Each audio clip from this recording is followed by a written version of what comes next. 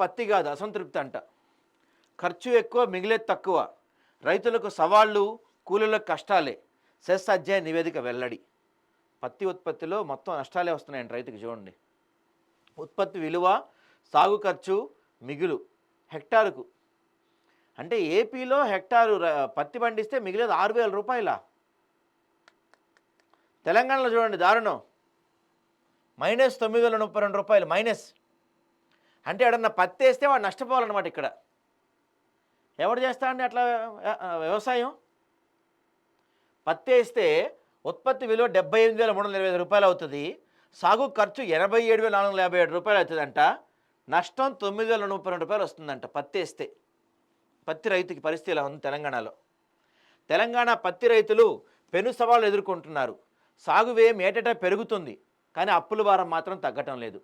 కూలీల కొరత, రసాయనాలతో అనారోగ్యం, వర్షాభావం, చీడపీడలతో దిగుబడులు తగ్గటం తదితర సమస్యలు రైతులు సతమతం అవుతున్నారు. కూలీల పరిస్థితి కూడా దయనీయంగా ఉంది. ఆర్థిక సామాజిక అధ్యయనాల సంస్థ సెస్ వెల్లడించిన అంశాలు ఇవి.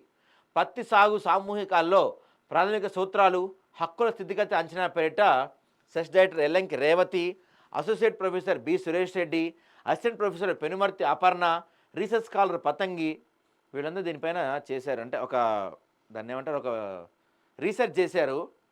సో రాష్ట్రంలో మొత్తం వ్యవసాయ కమతాల్లో సుమారు 33.7% లేదా 1/3 వంతు పత్తి సాగు క్షేత్రాలు ఉన్నాయి. పత్తి సాగులో చిన్న సన్నకారు రైతులే అధికం. దేశంలో 3వ అతిపెద్ద పత్తి ఉత్పత్తిదారు తెలంగాణ. 2000 నుంచి 2010 కాలంలో ఇక్కడ సాగు విస్తీర్ణం వేగంగా పెరిగింది. 2015-16లో గరిష్ట స్థాయికి చేరినా ఆ తర్వాత క్షీణిస్తుంది. సాగు వ్యవసాయంలో ఇతర రాష్ట్రాల కంటే అగ్రభాగాన ఉన్న తెలంగాణ ఉత్పాదకలో మాత్రం గుజరాత్, కర్ణాటక వంటి రాష్ట్రాల్లో పోలిస్తే మధ్యస్థంలో ఉందంట. ఖర్చులు పెరిగిపోతున్నాయి, పైపొచ్చి అనారోగ్యాలు ఎక్కువైపోతున్నాయంట. పత్తి రైతులు, కూలీలు అనారోగ్యాలు చుట్టుముడుతున్నాయి. రసాయనాల ప్రభావం, పని ప్రదేశం, అధిక ఉష్ణోగ్రత, ఒత్తిడి, శారీరక శ్రమ, అపరిశుభ్రత వాతావరణం వంటి కారణాలు. కండరాలు, ఎముకల నొప్పులు, చర్మ వ్యాధులు, ఎలర్జీలు, జ్వరం, తలనొప్పులు ఇలాంటివన్నీ వస్తున్నాయంట వీళ్ళకి పురుగుల మందు వాడేసరికి. పత్తి సాగులో నిమగ్నమైన వారిలో 86.4% మంది మహిళా కార్మికులే.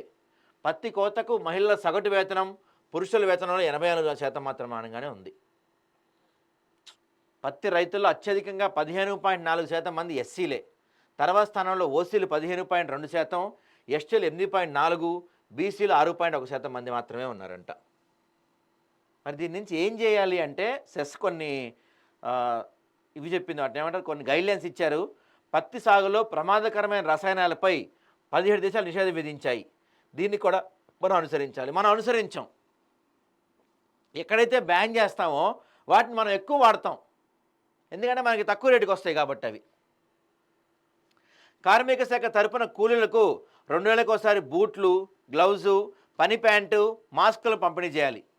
కనీస వేతనాల చట్టం, లైంగిక వేధింపుల నివారణ చట్టం అమలు చేయాలి.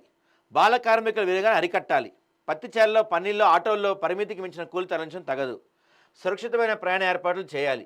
కూలీని మద్యం రూపేణా కాకుండా నగదు మొత్తమే చెల్లించాలి. హెల్త్ సెంటర్లు, పిహెచ్సిల్లో డిటాక్సిక్ ఫ్లయింగ్ కిట్లు, మందులు ఉంచితే పురుగు మందు వల్ల ఇల్లు అయ్యేవాళ్ళు, అంటే అస్వస్థత పాలయ్యేవాళ్ళు తక్కువగా ఉంటారని చెప్తున్నారు. సో పత్తి దిగుబడి ఒకప్పుడు రాష్ట్రంలో టాప్లో ఉండేది, ఇప్పుడు పత్తి పండించాలంటే భయపడుతున్న పరిస్థితి ఏర్పడుతుంది రాష్ట్రంలో. ఎవరు కారణం దీనికి? ఎవరి నిర్లక్ష్యం కారణం దీనికి? చివరికి నష్టపోయేది ఎవరు?